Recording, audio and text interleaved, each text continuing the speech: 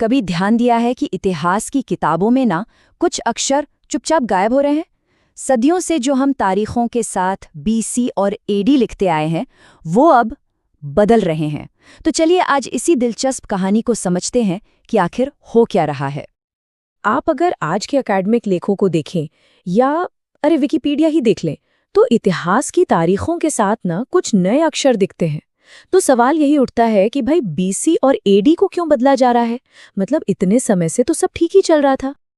अच्छा, तो इस बदलाव को समझने के लिए ना हमें पहले थोड़ा पीछे जाना होगा, उस पुरानी व्यवस्था की जड़ों तक। तो चलिए सबसे पहले ये समझते हैं कि आखिर ये बीसी और एडी का मतलब क्या था। तो देखिए, बीसी का सीधा सा मतलब है बिफोर क्राइस्ट, यानी ईसा मसीह के जन्म से पहले का समय। याद है, हम सब ने स्कूल में पढ़ा था कि सिकंदर और पोरस की लड़ाई 326 बीसी में हुई थी। इसका मतलब बस यही है कि ये घटना ईसा के जन्म से ठीक 326 साल पहले हुई थी। और दूसरी तरफ है एडी, इसका मतलब है एनो डोमिनी। ये एक लैटिन शब्द है जिसका मतलब होता है हमारे प्रभु के वर्ष में। अब देखिए यहाँ पर इसका जो धार्मिक कनेक्शन है वो कितना सीधा और बिल्कुल साफ है। तो एडी जो है वो ईसा मसीह के जन्म से आगे के सालों को गिनता है। जैसे पानीपत की पहली लड़ाई हुई 1526 एडी में। तो देखा जाए, इस सिस्टम ने क्या किया, इसने पूरे के पूरे इतिहास को एक अकेली धार्मिक घटना के इर्द गिर्द दो हिस्सों में बांट दिया। एक हिस्सा ईसा के जन्म से पहले का और दूसरा उनके जन्म के बाद का। लेकिन एक मिनट, सोचने वाली बात तो ये है कि आखिर समय को ऐसे बांटने की जरूरत ही क्यों पड़ी? मतलब दुनिया में इतनी सारी अहम घटनाएं हुई, तो फिर किसी एक को ही सेंटर पॉइंट क्यों बनाया गया? जरा सोच कर देखिए, अगर हमारे पास कोई ईयर जीरो, मतलब कोई एक कॉमन स्टार्टिंग पॉइंट ना हो, तो हम कैसे बताएंगे कि भाई अभी कौन सा साल चल रहा है? क्या ये 15,000वां साल है या 1,00,000वां? कोई साफ जवाब ही नहीं होगा। बस इसी प्रॉब्लम को सॉल्व करने के लिए कॉमन स्टार्टिंग पॉइंट की जरूरत थी। तो हुआ ये कि आज से लगभग 1500 साल पहले डायोनिशियस एक्जिकस नाम के एक मॉन्क ने इस सिस्टम की नींव रखी। फिर सदियों बाद 1582 में पोप ग्रेगोरी द 13th ने इसमें कुछ सुधार किए और ग्रेगोरियन कैलेंडर जारी कर दिया। और हाँ, यही वो कैलेंडर है जिसे आज हम सब इस्तेमाल करते हैं। और इसी कैलेंडर ने बीसीएडी सिस्टम को पूरी दुनिया में फैला दिया। तो ठीक है, ये सिस्टम यूरोप में बना, बात समझ में आती है। पर अगला सवाल तो ये है कि एक यूरोपीय धार्मिक कैलेंडर आखिर पूरी दुनिया का डिफ़ॉल्ट कैलेंडर बना कैसे? इसका जवाब छिपा है यूरोपियन साम्राज्यवाद में। देखिए, जैसे जैसे यूरोप की ताकतें दुनिया भर में फैलीं, वो अपने साथ सिर्फ अपनी सेनाएं ही नहीं ले गईं, बल्कि अपना कैलेंडर भी ले गईं। और फिर बहुत जल्द ही पूरी दुनिया में ट्रेड और कम्युनिकेशन के लिए एक कॉमन कैलेंडर की जरूरत महसूस होने लगी। और बस ग्रेगोरियन कैलेंडर एक ग्लोबल स्टैंडर्ड बन गया। लेकिन इसका मतलब ये बिल्कुल नहीं है कि दुनिया के बाकी हिस्सों में समय का कोई हिसाब ही नहीं था। अरे नहीं, कई बड़ी बड़ी सभ्यताओं के अपने कैलेंडर थे और वो आज भी इस्तेमाल होते हैं।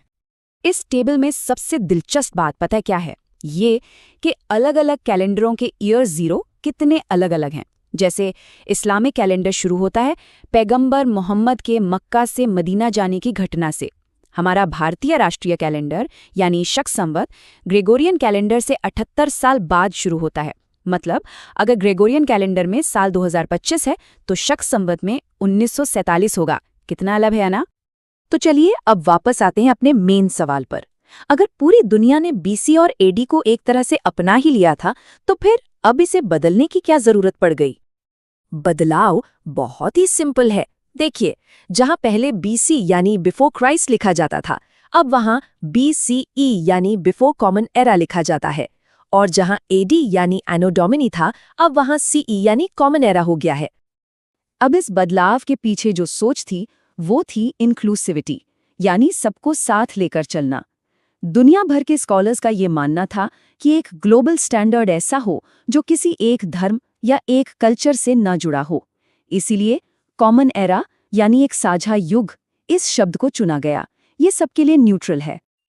लेकिन कहानी में एक बहुत ही मजेदार ट्विस्ट है। क्या लगता है सिर्फ नाम बदल देने से सब कुछ बदल गया?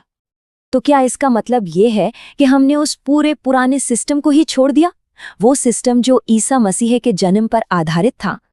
जवाब है नहीं। असल में हमने सिर्फ लेबल बदला है, सिस्टम को नहीं। कैलेंडर का जो पूरा गणित है, उसकी पूरी की पूरी नींव आज भी वही की वही है। हमारा ईयर 0 आज भी उसी एक ऐतिहासिक घटना पर टिका है। तो मतलब चाहे हम इसे 2025 CE कहें या 2025 AD, गिनती तो उसी एक स्टार्टिंग पॉइंट से हो रही है। सोचिए, हमने कैलेंडर को सेक्युलर बनाने के लिए उसका नाम तो बदल दिया, लेकिन उसकी नींव को छुआ तक नहीं। और यहीं पर ये हमें एक बहुत गहरे सवाल के साथ छोड़ जाता है। जब हम अपने इतिहास की सिर्फ भाषा बदल देते हैं, लेकिन जिस बुनियाद पर वो इतिहास खड़ा है उसे नहीं बदलते, तो इसका असल में मतलब क्या है? ये एक ऐसा सवाल है जो हमें भाषा, संस्कृति और इतिहास के रिश्ते के बारे में सोचने पर मजबूर कर देता है।